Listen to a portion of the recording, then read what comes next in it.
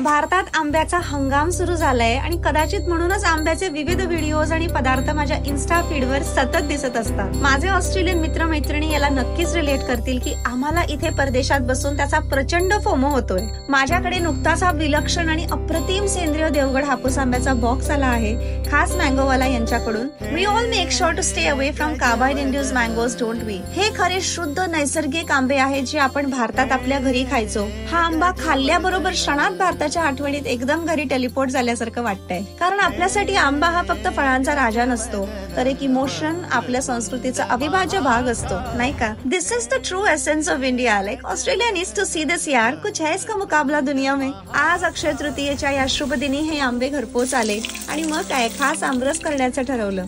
आज जेवणात विशेष आमरस, मासवडी, पुरणाची पोळी, मिरचीची भजी, आम्रखंड, गवारीच्या शेंगा आणि कैरीची डाळ असा मस्त बेत केला होता. अक्षय तृतीया हा आपल्या हिंदू संस्कृतीतील एक पवित्र दिन, नवीन सुरुवातीचा, शुभ संकल्पांचा आणि आशीर्वादांचा दिवस मानला जातो. आज पूजेला मी सुंदर ही क्रश टिश्यू सिल्क साडी नेसलीये, त्याचबरोबर हे जॅकवर्ड वीव्ड कॉन्ट्रास्ट स्टिच ब्लाउज, जे खास मेलबर्नच्या वीना ट्रेंड्स या बुटीक मधून आलेली भेट आहे.